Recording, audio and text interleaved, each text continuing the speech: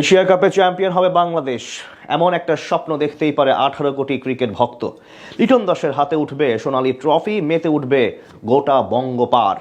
সামর্থ্য ও শক্তিমত্তা বিবেচনা করলে অবশ্য বেশ কিছু জায়গা থেকে অন্যদের চেয়ে এগিয়ে আছে টিম টাইগার্স। সাথে টিম কম্বিনেশনের দিক দিয়েও আছে বেশ ভালো অবস্থানে। এশিয়া কাপে টাইগারদের চ্যাম্পিয়ন হওয়ার সম্ভাবনা ও বাকিদের চেয়ে এগিয়ে থাকার কারণ নিয়ে বিস্তারিত জানবো রিপোর্টে। টেকনাফ থেকে তেঁতুলিয়া, রূপসা থেকে পাথুরিয়া, গোটা ক্রিকেট প্রেমী জাতির দীর্ঘদিনের আক্ষেপ এখন পর্যন্ত বৈশ্বিক কোনো টুর্নামেন্টে চ্যাম্পিয়ন হওয়ার স্বাদ অর্জন করতে না পারা। এবার 2025 সালে এসে সেই ব্যর্থতা ঘুচিয়ে নতুন দিনের সূচনা করতে চায় লিটন বাহিনী, যার জন্য সব রকম প্রস্তুতি নিয়ে আরব আমিরাতের বিমান ধরতে প্রস্তুত সকলে। একটা সময় এশিয়া কাপে নিয়মিত ফাইনাল খেলতো বাংলাদেশ ক্রিকেট দল, কিন্তু ও সবশেষ 2 আসরে সেমিফাইনাল পর্যন্তই যেতে পারেনি লাল সবুজের প্রতিনিধিরা। এবার অবশ্য সেই ব্যর্থতা ভুলে বড় কিছু অর্জন করতে চায় ক্রিকেটাররা। লিটন দাসের নেতৃত্বে প্রথমবারের মতো পঞ্চ পাণ্ডবের সবাইকে বাদ দিয়ে কোন টুর্নামেন্ট খেলতে যাবে টিম টাইগার্স। তবুও শিরোপা জয়ের দৌড়ে ভালোভাবেই এগিয়ে আছে বাংলাদেশ।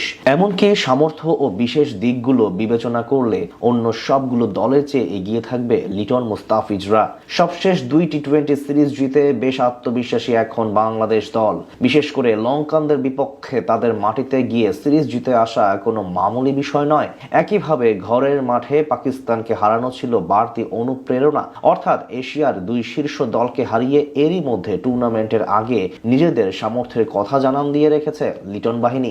এশিয়া কাপে টাইগারদের সবচেয়ে ইতিবাচক জায়গা হলো বোলিং ইউনিট। আলাদাভাবে বলতে গেলে টুর্নামেন্টের সবচেয়ে ব্যালেন্স পেস আক্রমণ নিয়ে সংযুক্ত আরব আমিরাতে যাবে বাংলাদেশ, যেখানে অন্যতম বড় হাতিয়ার মুস্তাফিজুর রহমান। যেহেতু আসর শুরুর আগে ছিটকে গেছেন জসপ্রীত বুমরাহ, তাই সামর্থ্য বিবেচনায় টুর্নামেন্টের সেরা বোলারের খেতাব নিয়ে অংশ নেবেন টাইগার এই কাটার মাস্টার।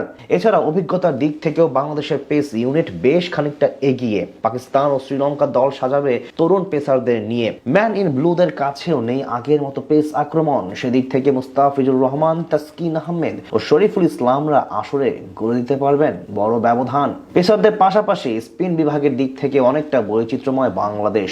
যেহেতু গ্রুপ পর্বের 3টি ম্যাচ হবে আবুধাবিতে, সেখানে শেখ মাহাদির মতো ফিঙ্গার স্পিনাররা হতে পারেন ম্যাচের ট্রাম্প কার্ড। এছাড়া তার সঙ্গে থাকতে পারেন বামহাতি নাসুম আহমেদ ও লেগ স্পিনার রিশাদ হোসেন।